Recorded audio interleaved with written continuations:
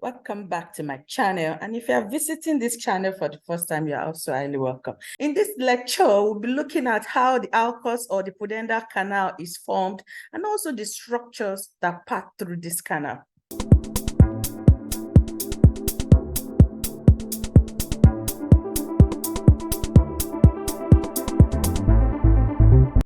The Alcock Canal is also referred to as the Pudendal Canal because it allows for the passage of the Pudendal vessels, and this would highlight as we go through with this lecture. This canal is formed by the fascia of the obturator internus muscle here that is harrowed in black.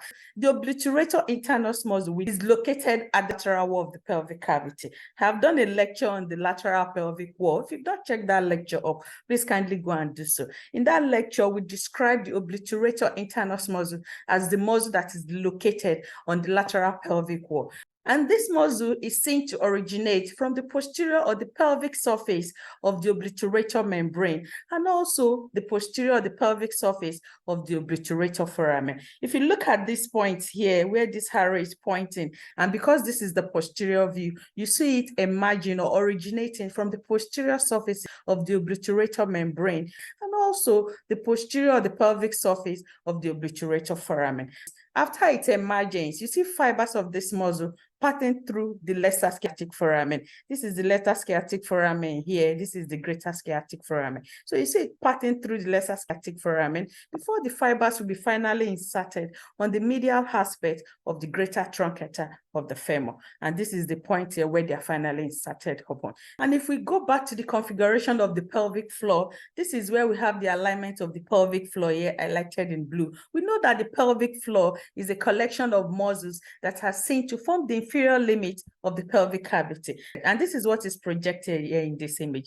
Well, at the lateral end of the pelvic wall, you see that these muscles tends to connect with the fibers of the obturator internus muscle. So at this region here, you see a connection between the obturator internus and also the lateral end of the pelvic floor. And this obturator internus muscle is seen to be covered by a fascia. And this is what is projected here in this image.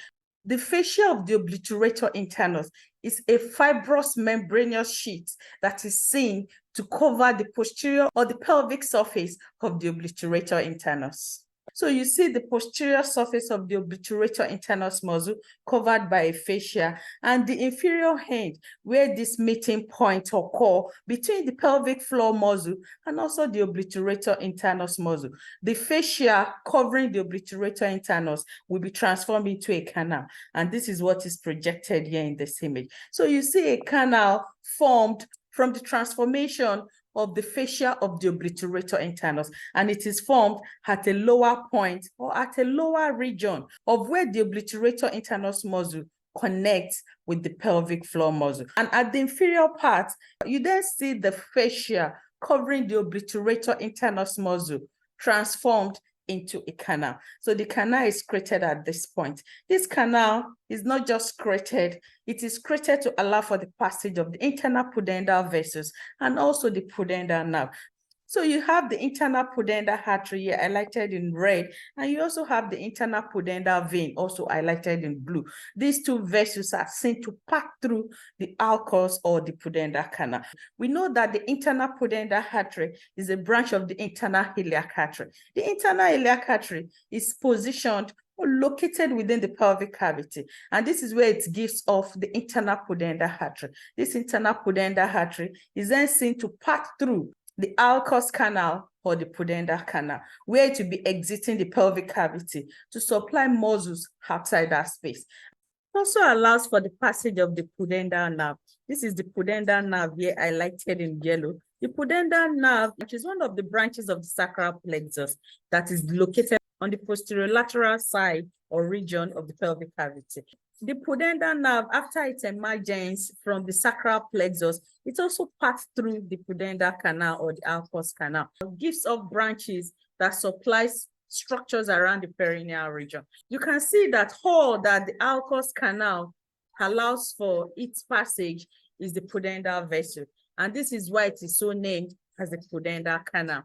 So you see the internal pudendal vessels and also the pudendal nerve passing through the Alcock canal or the Pudendal canal. And if you look at how the Alcock canal or the Pudendal canal is created, and at the point where it is positioned, you see that it is located on the lateral aspect of the ischioanal fossa.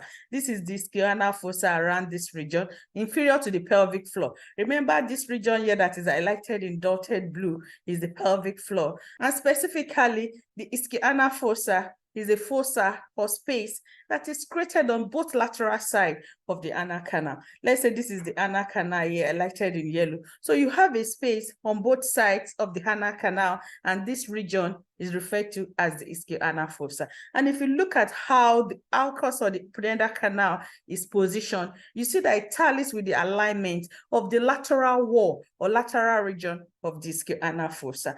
And it's good for us to be able to establish this based on the position or the creation of the Alcock canal or the Pudendal canal.